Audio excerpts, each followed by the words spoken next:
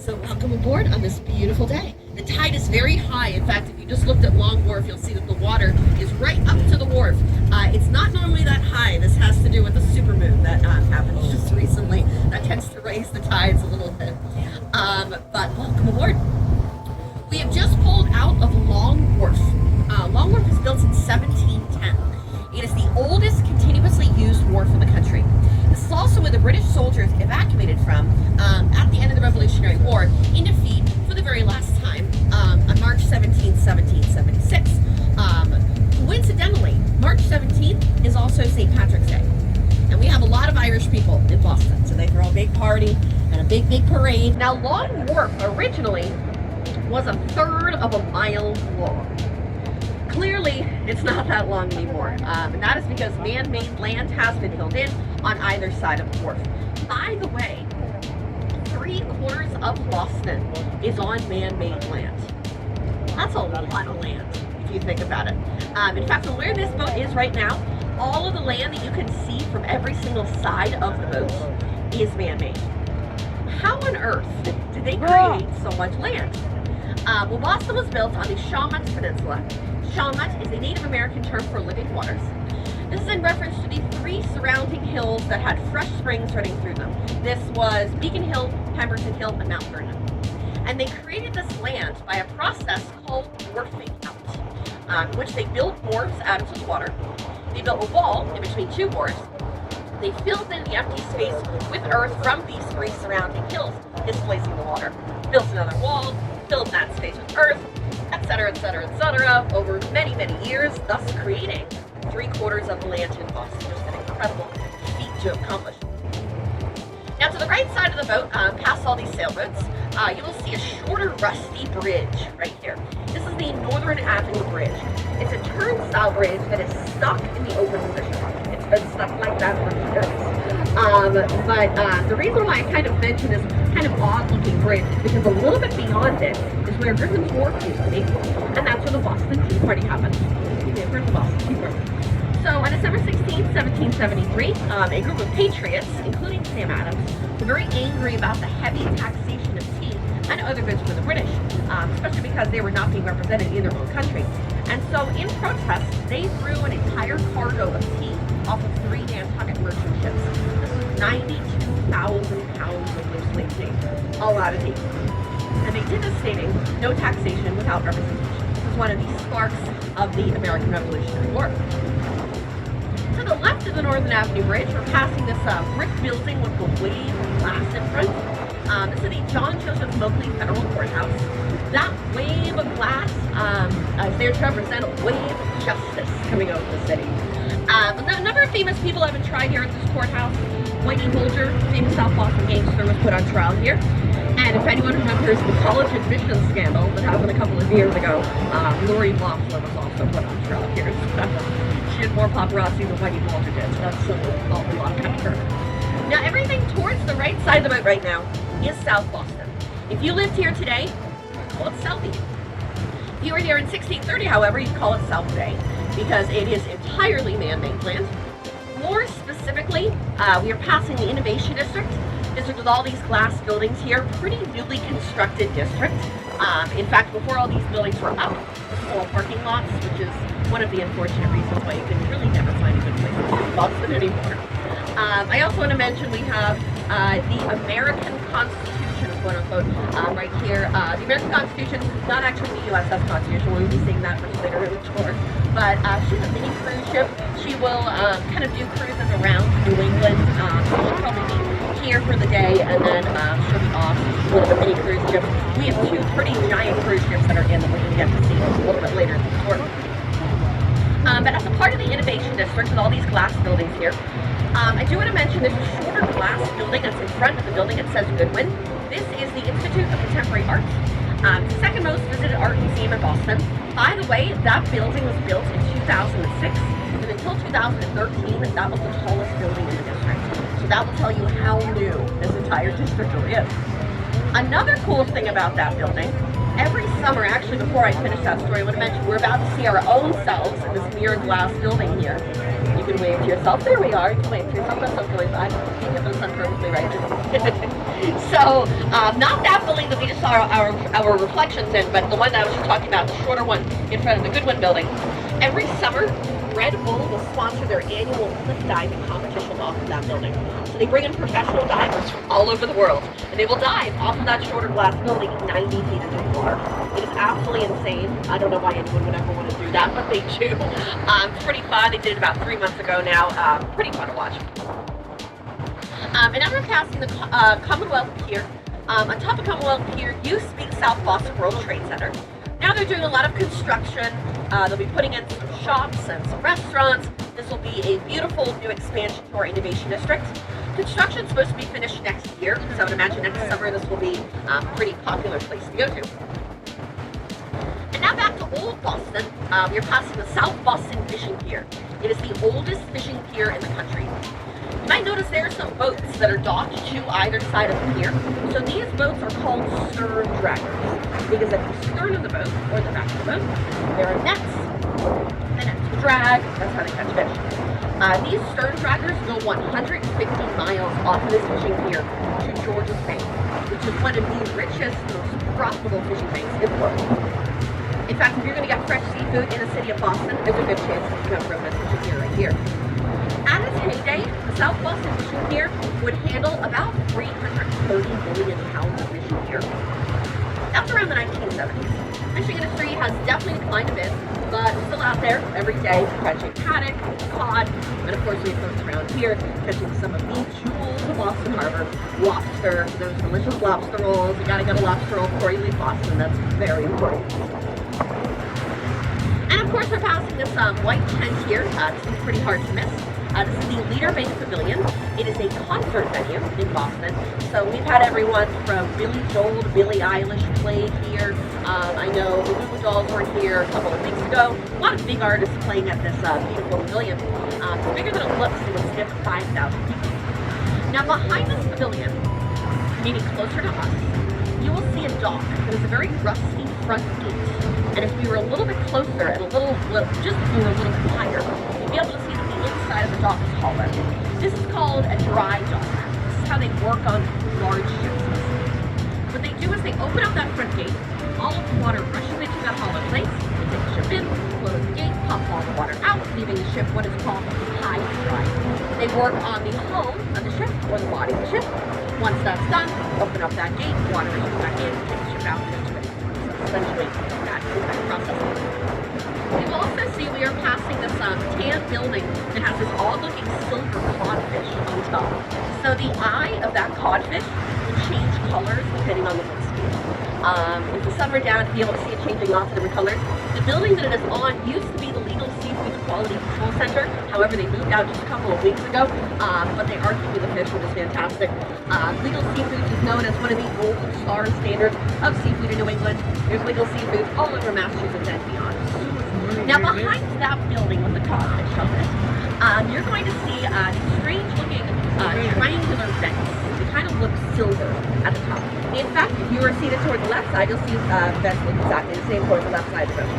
So these vents are venting the 10 millionth tunnel, which is one of 3 tunnels and 1 subway line that run underneath the water. In fact, we just went right over the 10 millionth tunnel. So this tunnel was built as a part of the Big Dig construction project. The point of the Big Dig was to take the highways that were on stilted bridges around the city and put them underwater in tunnels and underneath the ground to make the city itself much more beautiful and to give us a lot more space. It accomplished what it needed to do over here. It did. But it took way too long and it cost a lot more money than anyone was expecting. The Big Dig was supposed to end in 1998. Didn't actually end until 2007. The original budget was $2.8 billion. In the end, when all was said and done, it cost $22 billion. Like $20 billion for the budget. It became the most expensive highway project in the country. You might not be able to see it from here, but behind the Caribbean Princess is another cruise ship called the Norwegian Pearl. The Caribbean Princess, I don't know what she's up to today, but the Norwegian Pearl, we've been seeing her every Friday this summer and fall because she's doing 7-day cruises to Bermuda. So I regret to inform you that you have chosen the wrong road, I guess. But we've been seeing a lot her, and the Caribbean Princess is here. We'll probably have some cruise ship groups on board this ship. We usually do throughout the day when these giant cruise ships come in. And when we get a little bit further out, you'll be able to see the bow of the ship. So other things about this airport. Like I said, it consists of 2,400 acres of man-made land. An incredible amount. They created this using that wharfing out method that I mentioned at the beginning of the tour, but also using 3 former islands that now essentially sit underneath the airport that have basically just been flattened out to create this land. So these islands were Governor's Island, Bird Island, and Apple Island. Governor's Island originally was owned by Massachusetts' first governor, John Winthrop. And as sweet as the name Bird Island sounds like a nice place to go to, it was called that because this is where they would dump the bodies of captured pirates, and birds would come to the island and feast on their bodies.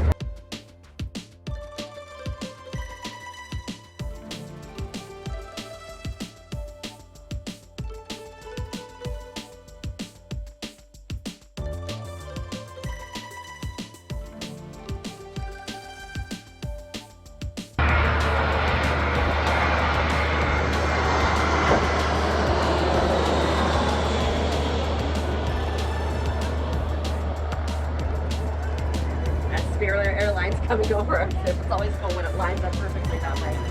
We won't be seeing a lot more of Spirit Airlines anymore. They've actually just recently been bought by JetBlue. You'll be able to see them, that canary yellow and coconut. But Apple Island, where some of the first Apple and pears were planted in North America by young John Chapman. You might know him a little bit better by his nickname, Johnny Ives. We're also passing towards the right side of the boat. We're passing the Connolly Container Terminal with all of these colorful containers here. These containers are called intermodal containers, and they interlock on these huge ships in a very specific way to make them safe for shipment out to sea. They go all over the world, carrying millions of tons of supplies here.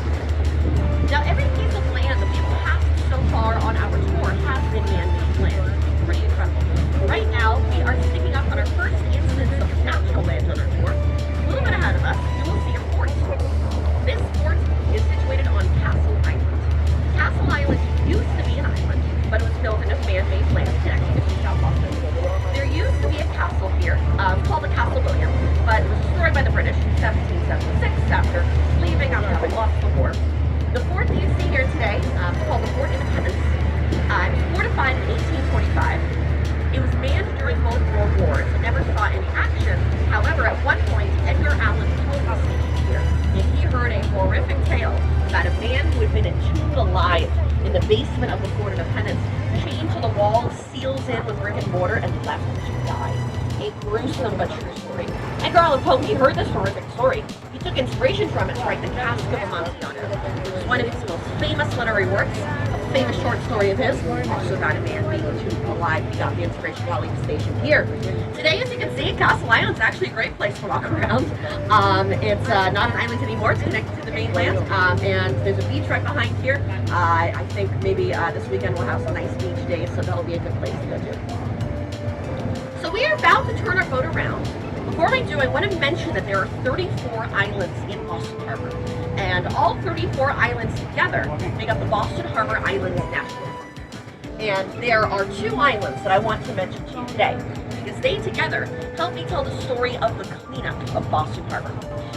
Because if you look at the water today, you're going to see it's pretty clean. I'm very proud of this clean water, because it took a lot of work to clean it up. Our harbor is pretty clean. So first island I'd like to mention to you is to the right side of the boat, a little bit ahead of us. You will, well actually, basically right now it's just right to the right side of the boat. You'll see a very tall island that has a rock retaining wall around it. This is called Spectacle Island. The first thing I want to mention about Spectacle Island is that rock retaining wall. So whenever you see a rock retaining wall, I think I mentioned this at Logan Airport, whenever you see a rock retaining wall, that's going to tell you that's man-made land. Spectacle is almost entirely man-made. It used to be one of the shortest islands in the harbor. Now it's the tallest. It grew. How does an island grow? That doesn't seem to make any sense at all. Well, unfortunately, an island grows when the people of Boston decide that they need somewhere to put all of their trash. This became Boston's landfill. And for 50 years, from around 1910 to 1960, Boston and the city of Quincy put all of their trash on Spectacle Island. Thus, the island grew 36 acres. That's why it's the tallest island in the park today. The issue with this is that we have a very windy city. We have a lot of wind here. You felt that we had a little bit of wind as we were going out, just a little bit. Now we'll be going with the wind, so it won't be nearly as windy. But especially in the winter, our wind gets insane. If you put a bunch of trash on an island in a windy city, what on earth do you think is going to happen? It's going to blow off into the harbor. That's exactly what happened. This harbor is full of trash. It was disgusting. People of Boston decided the best way to clean up this island would be to set it all on fire. So that's exactly what they did. They set this whole island on fire. There was so much trash on Spectacle Island, this fire, along with the methane gas, burned on and off in years. People who lived on the coast of Boston claimed that occasionally the explosions from the methane gas would light up the night sky like it was a firework on the 4th of July. Pretty crazy. Eventually, this island did go out. They capped off the island with land that they had left over from the big dig. And today, Spectacle Island is the second most visited island in Boston Harbor. People love coming here. We have ferries running to and from Spectacle Island every single day at this point. There's over 5 miles hiking trails on the island. And I think that the moral of the story of Spectacle Island is that you can be a dumpster fire for 10 years and you can turn your life around. So if you're ever having a bad day, just move to Spectacle Island. Love it. So that's really part 1 of Clean Boston Harbor. I'm going to tell you part 2. Then we're going to take a break and just moving out of the water. That probably takes out here. So the second reason why our harbor is free is because they would pump sewage into it. The idea was the sewage was just going to go out to the ocean. Wouldn't have to worry about it. As tides do, it went out to the ocean and then it came right back. Our harbor had a lot of sewage. People of Boston sued their own city and won. So the structure was built. If you were looking towards the right side of the boat, a little bit further back, you will see a structure that is composed of white egg shapes. You can see it very well right now. This is the Deer Island sewage treatment plant. Those white egg shapes are called sludge digesters. It's not the most eloquent name, but it describes it. They pump in over 1 billion gallons of sewage through there a day for Boston and 43 surrounding communities. Essentially what they do is they separate the liquids from the solids. Liquids are turned into water that is clean enough to drink. Pumped out a couple miles out to the ocean. By the way, we have a plane that's going to be landing kind of towards the bow. I'm going to wait for this one because they can get a little bit loud and a lot exciting. The Delta Airlines.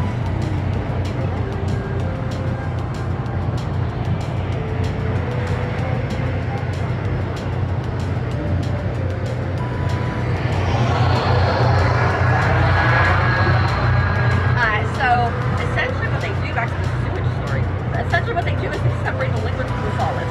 Liquids are turned into water that is clean enough to drink. It's pumped out a couple miles out to the ocean. Solids, oddly enough, are turned into fertilizer pellets. And a good amount of these fertilizer pellets are sent to Florida for delicious Florida oranges. This is true. So the next time that you're going to have a nice juicy Florida orange or a nice glass of orange juice in the morning, you can just remember to thank the good people of Boston for that.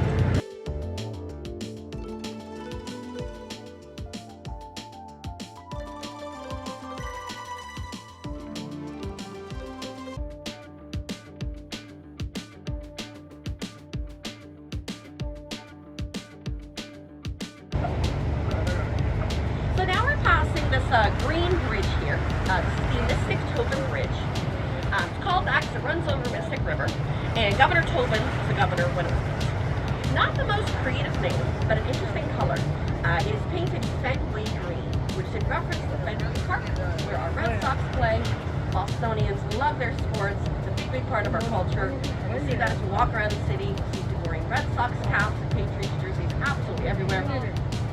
The bridge is longer than what it looks like from here.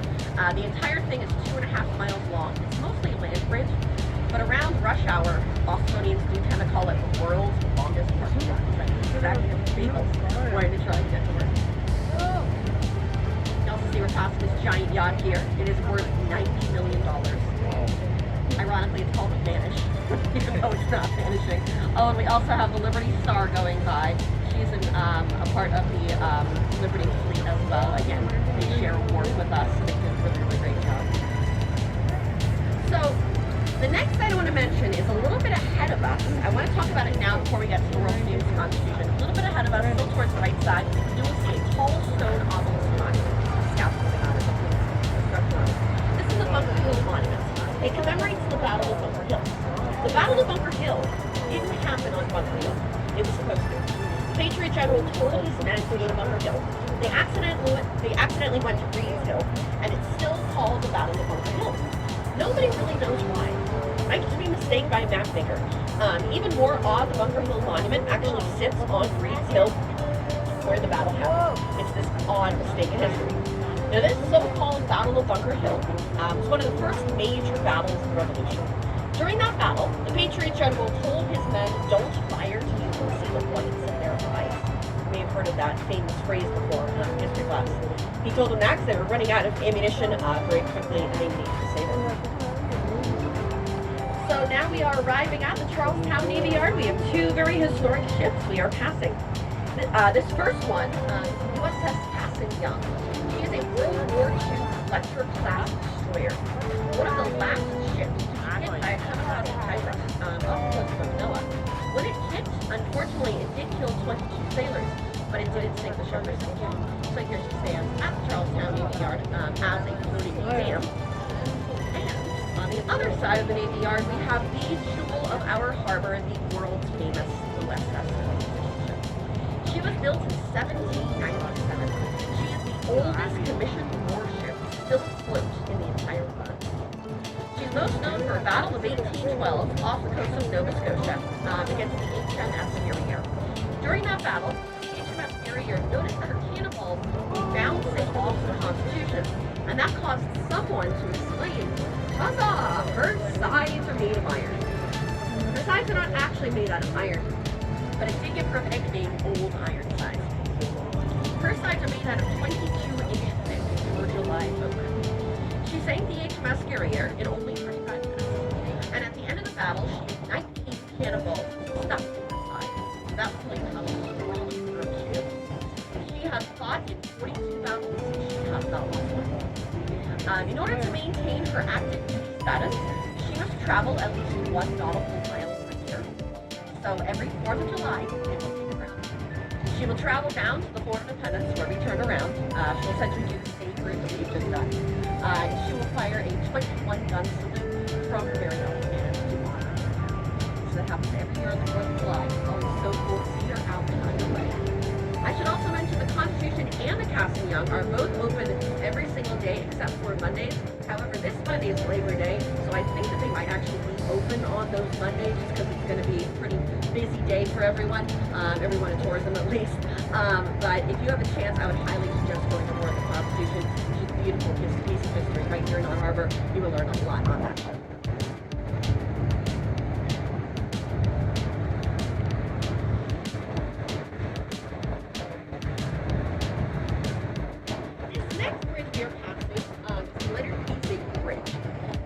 There are two structures on top of the bridge. They both look like the Bunker Hill Monument. And the cables that are coming from these structures are to look like the rigging of the Constitution. So it was built with Boston's history in mind. It runs right over the Charles River. The Charles River has been nicknamed the most educated river in the country because it runs right past Harvard, MIT, and Boston University. So very intelligent river. And of course, behind the Zagan Bridge, TD Garden, very important part of Boston's day, home of the Boston Bruins and the Boston Celtics. When there's a game playing over there, that place is absolutely packed. In fact, also, while they are on their off season, there's a lot of concerts that are happening there. In fact, last night and the night before, Madonna was playing there.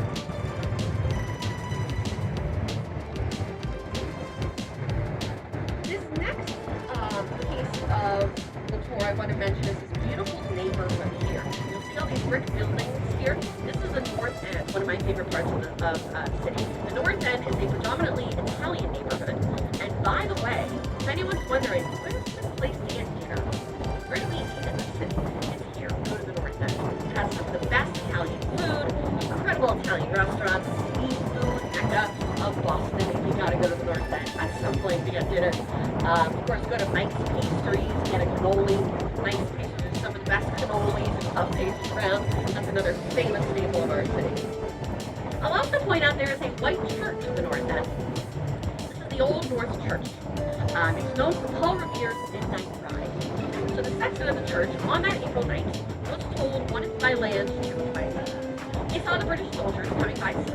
So he hung 2 lanterns at the top of that church to signal to Paul Revere and 12 of the people, who then rode horseback through the streets, letting the people of Massachusetts know that one of the British soldiers were coming.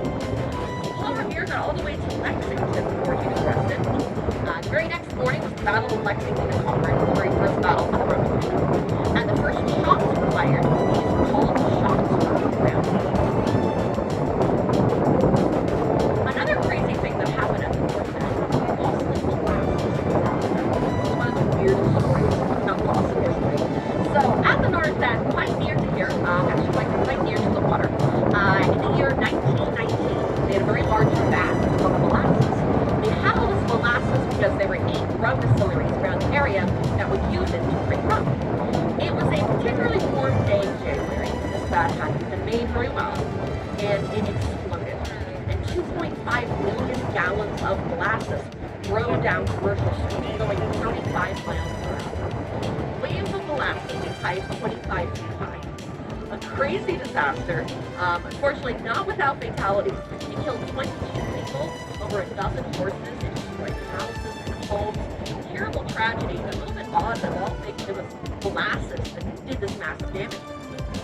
Some people claim you can still smell molasses in the North End on that really hot day because it's sunk into some of the original wood. You might just be smelling Mike's Pastries. But the day after it happened, the Boston Herald wrote about it. Big bold headline that said Boston the Massacre. I'll be telling you about the actual Boston Massacre a little bit further. So now we are passing Constitution Wharf, named that because this is where the USS Constitution was built way back in 1797. Today, as you can see, it is a Coast Guard station. You can also see that there's a lot of construction happening here. They've been working on this for a long, long time. They are rebuilding this pier to make it a little bit longer so we can bring in much larger ships. Should be done by the end of this year, I hope. But we are sticking up on 2 pretty cool Coast Guard ships here. We have the Maurice Jester, and then in front of her, the in front of her, the William Chadwick. These are pretty new ships to our fleet. They are Sentinel-class cutters. They're going to do things like search and rescue, basic harbor patrol, national defense if needed. They're also icebreakers. They can break up to 3 feet of ice at a time. We don't have much of an issue with having to break ice out here. This is salt water. We did have a couple of days this winter that were so unbelievably cold. We did have to break ice out of the water, but that's a bit of a rarity. The U.S. Coast Guard was founded in 1790 by Alexander Hamilton. Originally, it was part of the U.S. Treasury. During wartime, it was part of the U.S. Navy. And after 2003, it's now part of Homeland Security. Their motto is Semper Paratus, which is Latin for always ready. Also, when they take the Constitution out, they take her out about 4 to 5 times a year for different reasons, always on the 4th of July. But when they take her out, she always goes down to the Fort Independence, fires that 21-gun salute. She'll turn around, and as she is coming back from the fort, basically right where we are right now, she will fire a 17-gun salute here to commemorate not only the Coast Guard, but also just the place where she was built, the public force as well. And now we're passing Battery Wharf. You will know it because of the blue and brick buildings on top, the Battery Wharf Hotel. Battery Wharf is where the 54th Regiment of the U.S. Civil War shipped out of. Very important regiment in U.S. history. First, all African-American volunteer regiment in the country. You may have seen the award-winning film Wolverine, starring Denzel Washington and Morgan Freeman. That'll tell you a little bit more about that remarkable part of American history. I'll also point out there is a walkway that is hugging these piers and wharves here. This is the Boston Harbor Walk. It's quite a newly constructed walk. It was built to bring Bostonians back to their roots, back to their waterfront. The entire walk is 47 miles long and counting. It is long. That's because there's a new law in place. If you are going to build out onto the water, you have to include part of the Boston Harbor Walk, because Bostonians should always be able to see their waterfront and where they come from. It's really built as a response to the fact that our harbor stays so clean. Now, there are two places around here where there is no harbor walk. One is where the Coast Guard is, that's just for security reasons. Second is the new wharf, which we are passing right now. This is a wharf with the 3-story brick condos on top. So these condos, in fact, if you're looking at this beautiful skyline, underneath the skyline, you'll see these 3-story brick condos here. So these condos were built in the 1960s, so it's been grandfathered in. There's no walk here. However, I mention these condos because if you want to know about the horrors of Boston real estate, because they are really horrors, these condos, they're 3 stories, 3 bedrooms, 2 parking spots. You can buy one for $4 million.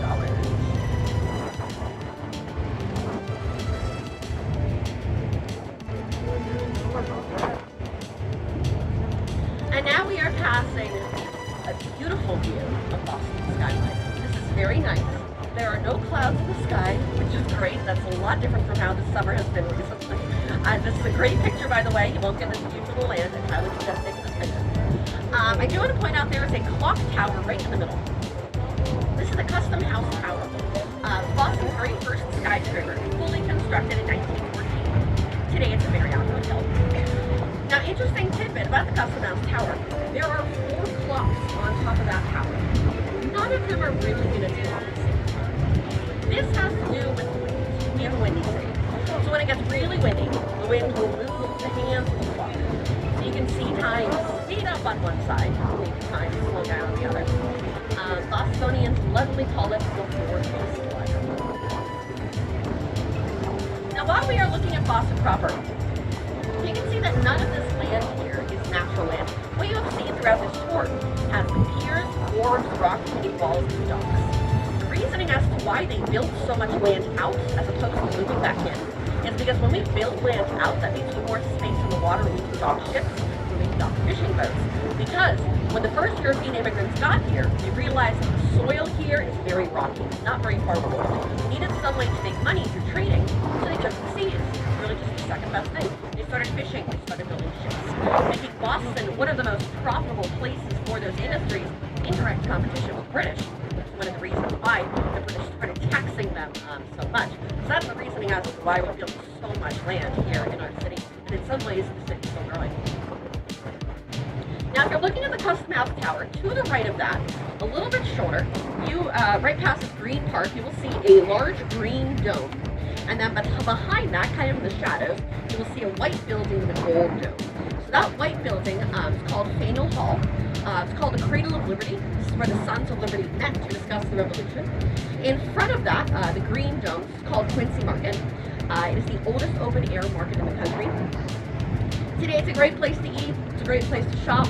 This is about a 2-minute walk from where we're going to dock. So that's a great place to go to get some delicious Boston food. Of course, learn a lot more about history. Some of the biggest decisions made in the Revolutionary War remain right there at Faneuil Hall. I also want to mention there is a white flagpole at the end of Long Wharf. It's about to line up with the middle of Long Wharf. We will briefly get to see the old State House. So if you line up this white flagpole here, you're going to get to see that in just a bit. So the old State House is the site of the Boston Massacre. You may have heard of the Boston Massacre. 5 people unfortunately did die on that day. It was called a massacre in the newspapers to create propaganda for the war, for the violent people up. So if you line up that white flagpole there, we're going to see that in just a second. There it is, right down the middle of Long Wharf with the gold dome. That's the old State House.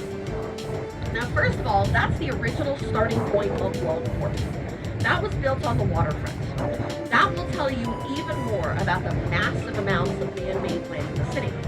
Also the site of the Boston Massacre. So the story goes, outside that old State House, there's a group of British soldiers. They were being harassed by a couple of patriots.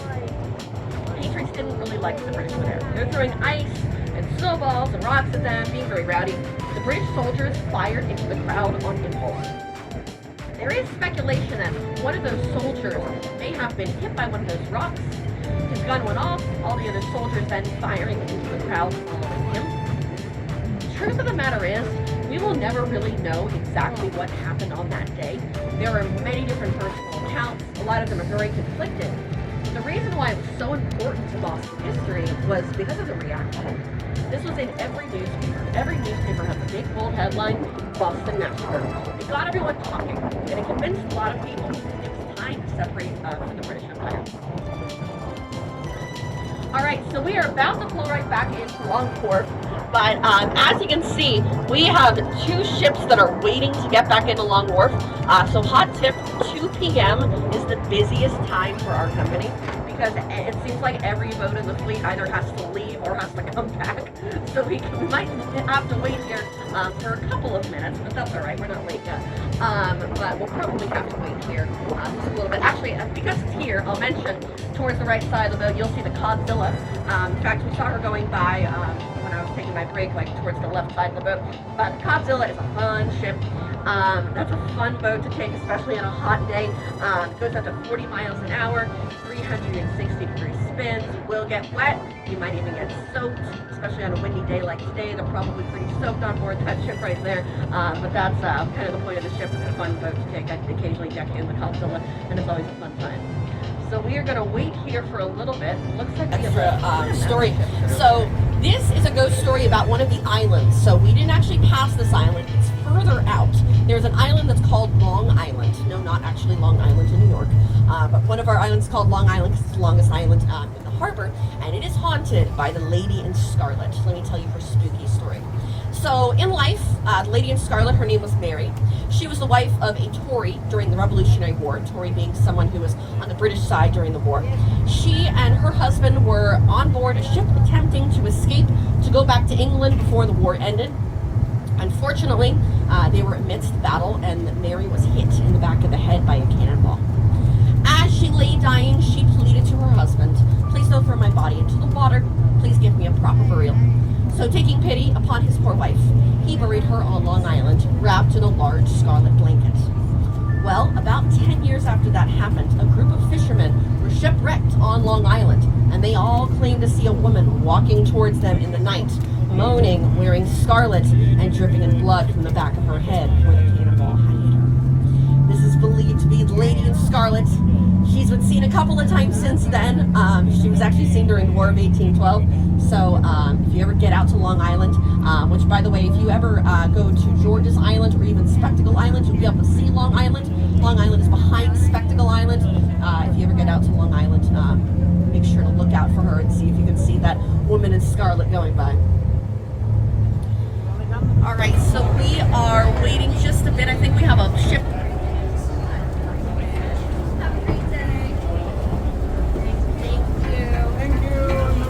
Thank you. Namaste. Thank you. Thank you. Have a great day. You too.